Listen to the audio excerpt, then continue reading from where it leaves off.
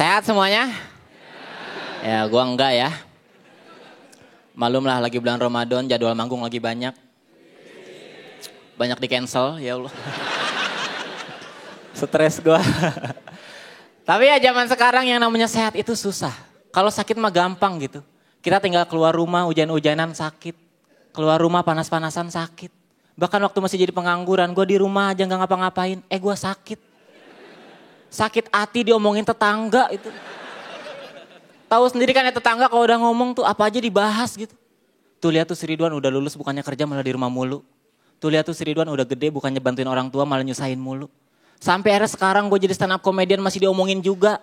Tuh lihat tuh si Ridwan sekarang jadi stand up comedian tiap manggung ngomongin kita mulu. Apa coba?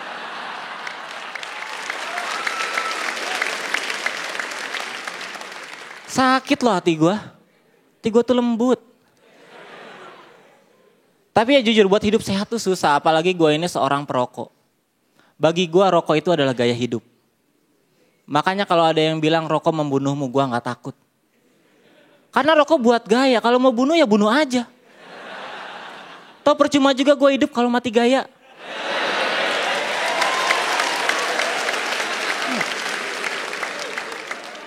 Gimana pemikiran gue? Agak filosofis ya. Tapi mungkin di sini ada yang benci sama perokok, nggak masalah, itu hak kalian. Gue lebih bermasalah sama orang-orang yang akunya pecinta rokok tapi masih suka ngerugiin perokok lainnya. Misalnya dalam kasus pencurian korek. Ya. Gue tuh sering banget kecurian gitu. Saking seringnya gue sampai hafal modus operandinya. Kayak waktu itu gue pernah diajak nongkrong sama teman-teman gue. Pas nongkrong gue ngeluarin rokok sama korek. Terus ada satu orang teman gue yang cuma ngeluarin rokoknya doang. Di situ perasaan gue udah nggak enak tuh. Dan bener aja gitu gue diajakin ngobrol sampai gue lengah. Iya. Pas gue udah mau balik gue baru sadar nih korek gue hilang kemana. Perasaan tadi di atas meja dah. Apa jatuh ke kolong ya? Itu gue cari-cari nggak ada. Gue miss call nggak aktif. Gue mau nanya temen gue juga nggak enak, takut tersinggung ya kan. Masa cuman gara-gara korek doang kami berantem sih. Akhirnya yang bisa gue lakuin apa coba? Ya udahlah ikhlasin aja gitu. Padahal ya yang jadi masalah adalah ketika gue udah ikhlas beberapa hari kemudian gue nongkrong bareng lagi sama temen gue. Terus gue ngeliat ada orang yang koreknya mirip sama kayak gue. Kan gue jadi curiga ya. Korek kayak kenal nih.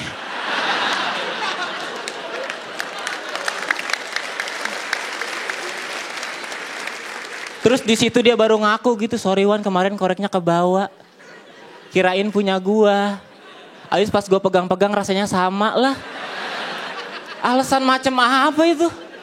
Kata gua sini balikin. Pas gua lihat buset abis. Lu pakai apa lu minum? Gua pakai Wan, pakai minum, buset.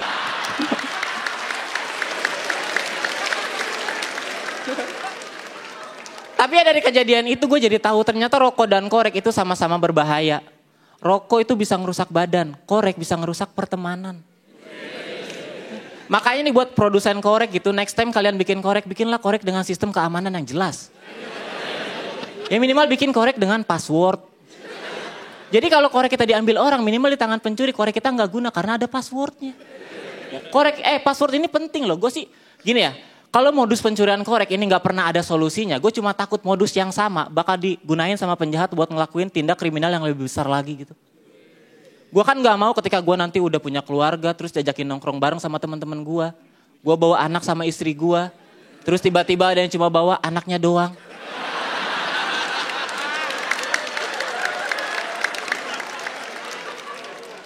Terus gue diajak ngobrol sampai gue lengah.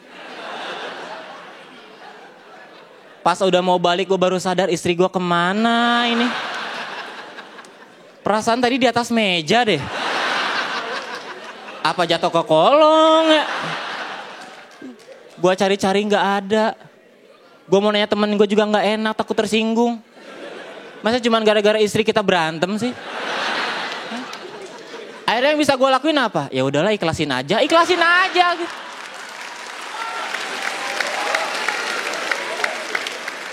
Masalahnya yang gue takut nanti kejadiannya terulang lagi gitu. Gue udah ikhlas beberapa hari kemudian. Gue nongkrong lagi sama teman-teman gue. Terus ada yang bawa istri bentuknya mirip kayak punya gue. Kan gue jadi curiga gitu ya. Istri kayak kenal nih.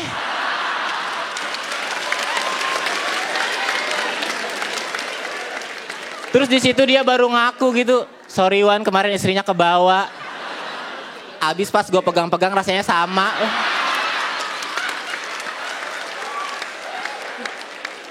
Alasan macem apa? Udah diapain aja istri gue sama lu? Belum diapa-apain Wan, masih utuh. Kok bisa sih? Ya kan gue gak tahu passwordnya. Nah, itu gunanya password ya. Terima kasih gue Ridwan, selamat malam semua. Ridwan Remen. Kamu luar biasa, Remen. Aduh. Langsung aja lah kita dengarkan apa kata Bang Panji. Remin, kalau menurut gua ledakan tawanya sih nggak sekuat minggu-minggu sebelumnya. Tapi dari sisi penulisan sangat layak untuk dikagumi itu barusan satu set tuh keren banget, buset dah.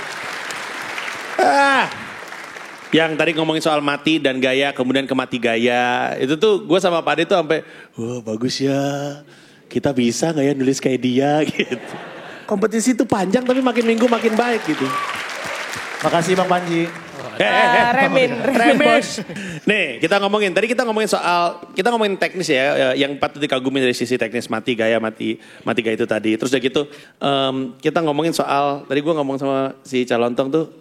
Soal ketika lu mulai mengulang joke untuk subjek yang berbeda gitu. Satu joke diulang, kita ada nebak-nebakan. Tadi lu nebak berhentinya di mana ya? Di 7 menit. Bukan waktunya. Joknya. Jokesnya, bukan durasi, Ca. Bukan maksud Subjek, panggungnya tekniknya. ketika dia. Nggak usah ngajak ngobrol Calontong deh. Tadi tuh kita udah diskusi nih, ini nutupnya nih di gue pegang-pegang rasanya sama. Ntar Bang Panji, diginiin coba sama Calontong. Bang Panji. Apa sih? Itu artinya apa, Ca? Masa diginiin? Kan dia bisa lihat lewat tayangan, gak usah diomongin. Oh iya. Orang ngajak ngomong sendiri Gue sekarang dijawab. gak respect sama lu terus terang Ji. Sama gue, kenapa gak respect sama gue justru? Lu gak pernah memperhatikan kesehatan diri lu sendiri. Iya nih gue stres nih, gila nih gue kayaknya lama-lama nih. Poin gue gini. Gue menghargai Remin dan keberanian dan sikapnya. Jadi orang tuh punya sikap gitu, terus punya nyali gitu, berani ngambil resiko tuh gue kagumin. Jadi bagus banget dari Ridwan Remin malam hari ini bagus sekali. Thank you ya, udah ngasih pertunjukan yang bagus. Thank you. Terima kasih. Lanjut. Berikutnya silakan komentar dari Bung Cak Lontong. Kalau Bung ya Bung, kalau Cak ya Cak. Jangan Cak Bung Lontong. nggak harus dibalik. Oh iya. Lontong, Kalau Bung Bung ya Cak. Bung, kalau Cak ya Cak. Oh iya. Jadi nggak usah pakai lontong, Bung Cak gitu aja.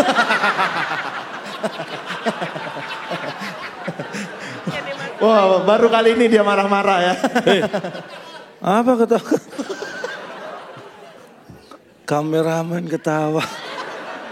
Masa Lihat, nggak boleh Masa ketawa? nggak boleh, Ca? Sampai botak palanya loh ketawa mulut. Tadinya gondrong loh dia. Kayak ngerti. Baik Ridwan, ini luar biasa menurut saya. Biasanya yang namanya callback itu kan satu punchline-nya atau satu idiom. Ini satu cerita loh callback semua. Hanya, ya kan? Satu beat. Dan itu durasinya ada 1,5 menit, 2 menit ada kali tadi ya? 1,5 Ya, Iyalah. ada semenit. Ada kan? Artinya itu sesuatu yang menurut aku luar biasa itu. Karena begini, dari awal ketika kamu bicara sesuatu yang nggak lucu pun orang sudah terbawa gitu. Kamu nongkrong cuma bawa rokok, kamu bawa rokok sama korek, temenmu datang cuma bawa rokok. Mereka sudah membayangkan itu. Jadi apa maksud saya begini, apa yang kamu sampaikan itu diikutin orang, diikutin dalam arti ingin mengetahui kelanjutannya apa. Ini yang susah dan menurut saya itu luar biasa. Very good job. Terima kasih Calontong.